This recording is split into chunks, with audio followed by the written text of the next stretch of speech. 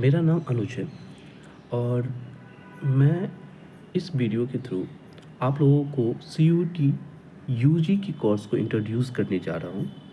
इसके थ्रू हम लोग पूरे सिलेबस का एनालिसिस करेंगे और उसके डिटेल डिस्कशन करेंगे, पीवाईक्यू लगाएंगे, फिर प्रैक्टिस सेट लगाएंगे और आई होप एग्ज़ाम तक सारे सिलेबस ऑन टाइम ख़त्म हो जाएंगे। तो ये मेरा यूट्यूब चैनल है जिस पे मैं अपना सीयूटी यूजी का फुल कोर्स लॉन्च करने वाला हूँ। मैंने देखा कि यूट्यूब पे कोई भी फुल लेंथ कोर्स नहीं है सीयूटी यूजी का, तो मैं सारे सब्जेक्ट का, वो हिंदी लैंग्वेज पेपर हो या इंग्लिश लैंग्वेज पेपर हो या पॉलिटिकल साइंस हो, हिस्ट्री हो, ज्योग्राफी हो, साइकोलॉजी हो, सोशियोलॉजी हो, वो सारे सब्जेक्ट की वीडियो यहाँ पे मैं आप लोगों को प्रोवाइड करूँगा। बेसिकली ह्यूमैनिटीज़ बैकग्राउंड की, ना कि कोई साइंस बैकग्राउंड का। लेकिन साइंस बैकग्राउंड के बच्चे अगर इंग्लिश लैंग्वेज या हिंदी लैंग्वेज को पढ़ना प्रीफर करें तो यहाँ से पढ़ सकते हैं। तो फर्स्टली हेलो एवरीवन। सेकेंड, आप लोगों का वेलकम करना पड़ेगा क्योंकि आप चैनल पे आए हो और सीयूटी यूजी के सारे कंटेंट यहाँ से आपको मिलता है। तो हम लोग देखते हैं कि कुछ इम्पोर्टेंट डेट भी है। जैसे हम लोग देखें कि फॉर्म अप्लाई जो हुआ था हम लोग का 3 जनवरी 2026 से 30 जनवरी 2026 तक, फिर एग्ज़ाम डेट हम लोग का है 11 मई टू 31 मई 2026 तक। रिजल्ट डेट जो है वो आपको last week of the June में मिलेगा।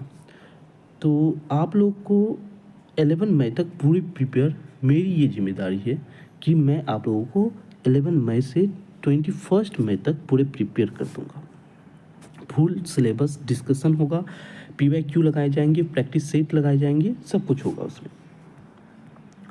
अगर हम लोग एग्ज़ाम पैटर्न को समझे ना, तो कुछ एग्ज़ाम पैटर्न में अगर हम लोग देखते हैं कि जो बच्चे बेसिकली जो होता है कि साइंस बैकग्राउंड के होते हैं ना, उसको गेट का भी पेपर देना पड़ता है। आप अगर गेट का पेपर अगर आप दे रहे हो ना, तो गेट के पेपर के लिए आपको अलग से प्रिपरेशन करना पड़ेगा। उसमें आप मैथ पढ़ोगे, रीजनिंग पढ़ोगे। तो अगर आप में से कोई हो जो आप किसी को पढ़ना होगा तो वो बताओगे, डिमांड के बेस पे मैं गेट का भी प्रिपरेशन करवाऊंगा, जनरल एबिलिटी टेस्ट का भी प्रिपरेशन करवाऊंगा। बाकी अभी मैं इंग्लिश और हिंदी का एक सिलेबस आप लोग को दिखाता हूँ कि किस तरह से उसका सिलेबस है, किस तरह से हम लोग उसको पढ़ेंगे।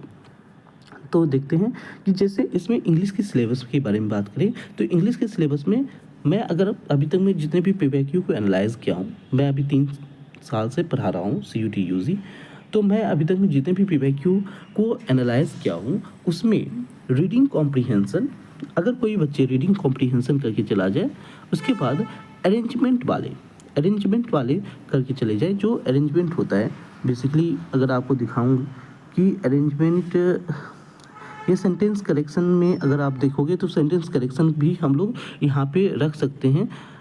तो बेसिकली अरेंजमेंट वाले क्वेश्चन और सेंटेंस करेक्शन वाले, ये सेंटेंस करेक्शन और अरेंजमेंट वाले जो क्वेश्चन होता है, जैसे ए हो गया, फिर बी, कौन सा सेंटेंस पहले आएगा, कौन सा सेंटेंस बाद में आएगा, उस टाइप के क्वेश्चन कर ले। और थर्ड थिंग जो है वोकैब अपना कर ले। अगर वोकैब किसी का कंप्लीट है, सिनोनिम्स, एंटोनिम्स और आइडियम्स, तो सिनोनिम्स, एंटोनिम्स, आइडियम्स और सेंटेंस अरेंजमेंट और रीडिंग कॉम्प्रीहेंशन, ये 3 टॉपिक जो है ना इम्पॉर्टेंट है। 3 टॉपिक इम्पॉर्टेंट होने का मतलब यही बनता है कि जैसे अगर आपको बताया जाए कि 3 टॉपिक इम्पॉर्टेंट है, कौन कौन, रीडिंग कॉम्प्रीहेंशन, दूसरा सेंटेंस अरेंजमेंट और तीसरा वोकैब में सिनोनिम्स, एंटोनिम्स और आइडियम्स। तो ये 3 टॉपिक को आप लोग को सही ढंग से कवर कर लेना है, सही मार्क्स आ जाएंगे। ओके, सो नेक्स्ट हम लोग देखेंगे कि हमारे पास हिंदी लैंग्वेज के पेपर है। हिंदी लैंग्वेज के पेपर में हम लोग क्या पढ़ने जा रहे हैं, तो हिंदी लैंग्वेज के पेपर में सेम चीज़ें, वहीं पे कंप्रीहेंशन के बारे में बात की जाती है कि यहाँ पे भी कंप्रीहेंशन ही आ रहा है। तो कंप्रीहेंशन में क्या क्या आ रहा है, तो यहाँ पे जो कंप्रीहेंशन में कुछ कहानी आधारित रहते हैं, तो कहीं पे साहित्य आधारित रहते हैं, तो इसको देख के पढ़ के समझना होता है। तो जहाँ तक मैंने हिंदी को एनालाइज किया है उसमें कंप्रीहेंशन मतलब कि अवबोध क्षमता को तो बताया ही जाता है, इसके अलावा शब्दार्थ की भूमिका ज़्यादा होती है, पर्यायवाची शब्द और विलोम शब्द, ये 3 चीज़ों को आपको, और एक मुहावरे, ये 4 चीज़ जो है ना वोकैब में आपको ध्यान में रखना है। पर्यायवाची शब्द, विलोम शब्द, शब्दार्थ और लोकोक्तियाँ और मुहावरे। तो ये 4 चीज़ जो है ना, इसको ध्यान में आप वोकैब में रखोगे।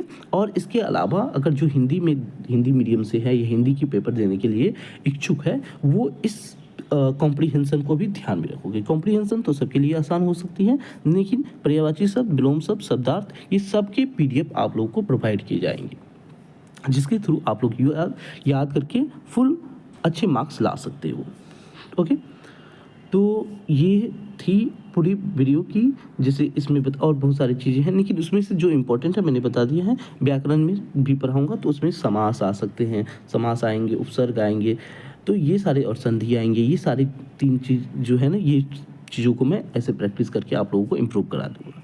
तो बिल्कुल फिक्र न, सारे वीडियो इस पर पहुँचते रहेंगे, हिंदी का, इंग्लिश का, पॉलिटिकल साइंस का और डिफरेंट सब्जेक्ट का।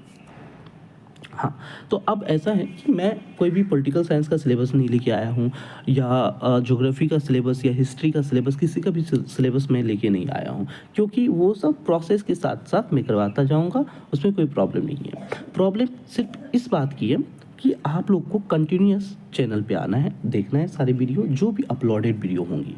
जैसे कि अगर आप लोग बात करें कि पोल साइंस जो है, तो पोल साइंस को भी मैं ही पढ़ाऊँगा। हिस्ट्री है, फिर ज्योग्राफी है, फिर साइकोलॉजी है या सोशियोलॉजी है, तो जो भी चीज़ें हैं वो सारे सब्जेक्ट को हम लोग यहाँ पे डील करेंगे विद सिलेबस, और सिलेबस के साथ डिस्कशन वो सारे पॉइंट्स की होंगे। इसके अलावा पहले मैं PYQ कराऊंगा, ताकि आपको पता चले कि कहाँ से, किस पार्ट से ज़्यादा क्वेश्चन आते हैं। Okay, good enough. इसके अलावा एक चीज़ और बताता हूँ मैं आप लोगों को, कि जैसे अगर आप पॉलिटिकल साइंस, BA इन पॉलिटिकल साइंस करना चाहते हो, तो पोल साइंस के साथ साथ आप हिस्ट्री ले सकते हो। इसके अलावा आप ज्योग्राफी या नहीं तो सोशियोलॉजी लेते हो, तो मोस्टली बच्चे क्या करते हैं, ज्योग्राफी ले लेते हैं, और कुछ बच्चे क्या करते हैं, सोशियोलॉजी ले लेते हैं। तो आपके ऊपर डिपेंड करता है कि आप ये 3 पेपर को देना चाह रहे हो कि नहीं चाह रहे हो। बेसिकली एग्जाम में क्या होता है कि जब भी आप एग्जाम दे रहे हो ना, तो आपको पॉलिटिकल साइंस, अगर BA इन पॉलिटिकल साइंस करना चाहते हो, तो उसमें 3 सब्जेक्ट तो लोगे ही लोगे। जैसे मान के चलो पॉलिटिकल साइंस मैंने ले लिया, हिस्ट्री ले लिया और ज्योग्राफी ले लिया, तो ये 3 सब्जेक्ट का कॉम्बिनेशन रहेगा, प्लस एक लैंग्वेज पेपर जो है ना वो भी लेना पड़ेगा। लैंग्वेज पेपर मतलब आप इंग्लिश का ले रहे हो या हिंदी का ले रहे हो, तो आप कोई भी सब्जेक्ट का ले सकते हो, हिंदी या इंग्लिश कोई भी सब्जेक्ट का ले सकते हो। Okay, done. अगर कोई हिस्ट्री से लेना चाह रहा है, अगर हिस्ट्री से अगर आप लेना चाह रहे हो ना, तो हिस्ट्री आपका रहेगा। फिर पॉलिटिकल साइंस अगर लोगे तो ये नहीं, हिस्ट्री कर रहे हो, फिर पॉलिटिकल साइंस ले लो, फिर ज्योग्राफी ले लो। मतलब पढ़ना तो पड़ेगा यही 3 सब्जेक्ट का कॉम्बिनेशन या सोशियोलॉजी का कॉम्बिनेशन, तो यही सब्जेक्ट की कॉम्बिनेशन पढ़ना पड़ेगा। तो इसी चीज़ की डिस्कशन हम लोग फुल डिटेल में करेंगे। PYQ करने के बाद सिलेबस का डिस्कशन, हर एक चैप्टर को हम लोग एनालाइज करेंगे और ध्यान से पढ़ेंगे।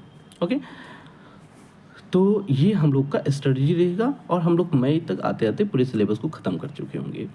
ओके, सो ये वीडियो मेरा फर्स्ट वीडियो है, तो आप लोगों को लाइक तो एटलीस्ट करना होगा, लाइक कीजिए, फिर सब्सक्राइब तो ज़रूरी ही है सर्वाइवल के लिए, तो एटलीस्ट सब्सक्राइब कीजिए। अगर आप लोग का साथ बना रहेगा तो हम लोग फिर आगे हायर एजुकेशन के लिए भी हम लोग कोशिश करेंगे। Thank you for watching, thank you.